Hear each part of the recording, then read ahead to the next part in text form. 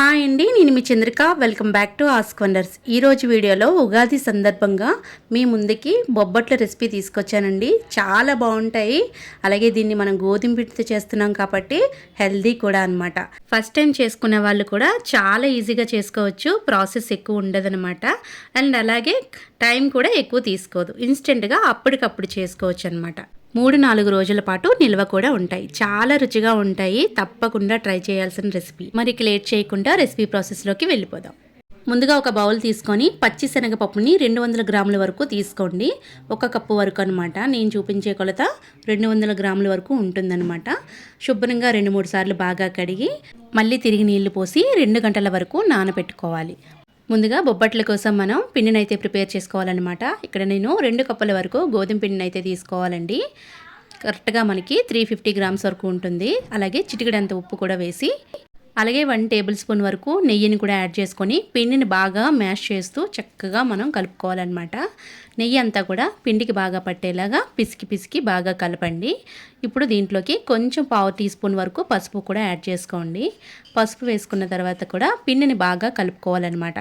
ఇప్పుడు ఈ పిండిని మొత్తాన్ని కొద్ది నీళ్ళతోని పిండిని సెమీ సాఫ్ట్గా కలుపుకోవాలి.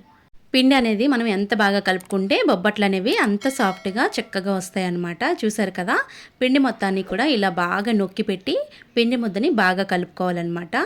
ఇలా బాగా కలుపుకున్న పిండిలో 1 టేబుల్ స్పూన్ వరకు నెయ్యి వేసి బాగా పిండి ముద్దకి బాగా పట్టించి ఒక 10 నిమిషాల పాటు పక్కన పెట్టండి. ఇప్పుడు మనం స్టఫింగ్ చేసుకోవడానికి పూర్ణాన్ని అయితే రెడీ చేసుకుందామండి. ముందుగా ఒక కుక్కర్ తీసుకొని ముందుగా మనం నానబెట్టి ఉంచుకున్న శనగపప్పుని నీళ్ళతో సహా చక్కగా వేసేసి దీంట్లోకి 1/2 టీ స్పూన్ పసుపు, అలాగే 1 టేబుల్ స్పూన్ వరకు నెయ్యిని యాడ్ చేసుకొని 4 విజిల్స్ వచ్చేంత వరకు పప్పుని ఉడికించుకోవాలి. పూర్తిగా ప్రెషర్ అంతా కూడా పోయిన తర్వాత మనం పప్పు ఉడికిందో లేదో తీసి చూద్దామండి. చూసారు కదా, ఇట్లాగా పప్పు ఉడికితే సరిపోతుందన్నమాట. చూడండి, పప్పు మనకి పర్ఫెక్ట్గా చక్కగా ఉడికిపోయిందనమాట. చూసారా, పూర్తిగా మనకి స్మాష్ అవసరం లేదనమాట. ఇలా బద్దగా ఉడికిపోతే సరిపోతుంది. ఇప్పుడు దీన్ని స్టెయినర్లో పెట్టుకొని బాగా వడపోసుకోండి. మనకి వాటర్ ఏం లేకుండా ఈ రసాన్ని కూడా మనం రసం పెట్టుకోవడానికి యూజ్ చేసుకోవచ్చు అనమాట.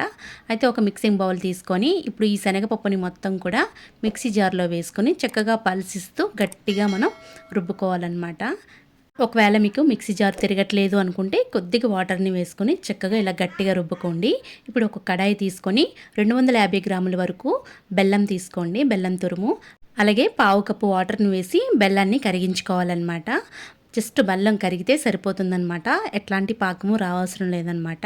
ఇప్పుడు చూసారా, ఇలా బెల్లం పూర్తిగా కరిగిన తర్వాత మనం గ్రైండ్ చేసి పెట్టుకున్న శనగపప్పుని చక్కగా ఇలా వేసేసేయండి. మీరు కనుక ఎక్కువ క్వాంటిటీలో చేయాలి అనుకుంటే పప్పు, బెల్లం, పిండి కూడా ఎక్కువ క్వాంటిటీలో తీసుకొని చక్కగా బొబ్బట్లు అయితే ప్రిపేర్ చేసుకోవచ్చు. చూసారు కదా, బెల్లం బాగా కరిగిన తర్వాత పప్పుని వేసాం కదా, ఇలా గట్టి పడేంత వరకు చక్కగా మనం కలుపుకొని దీంట్లోకి 1 టేబుల్ స్పూన్ వరకు ఇలాచీ పౌడర్ని యాడ్ చేసుకోండి. ఇలా యాడ్ చేసుకొని బాగా గట్టిపడేంత వరకు మనకి ఈ పూర్ణాన్ని అయితే రెడీ చేసుకుందాం అనమాట. ఇప్పుడు పక్కన పెట్టి దీన్ని బాగా చల్లారి పెట్టుకోవాలండి.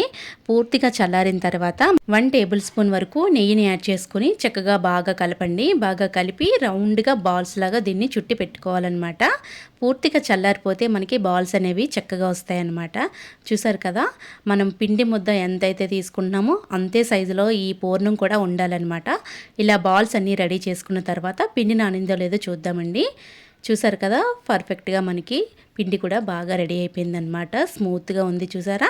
ఇప్పుడు మనం పూర్ణం అయితే ఎంతైతే తీసుకున్నామో పిండిని కూడా అంతే రౌండ్ బాల్ చేసి తీసుకోవాలన్నమాట. ఇలా పిండితో బాల్స్ అన్నీ కూడా రెడీ చేసి పెట్టుకోండి.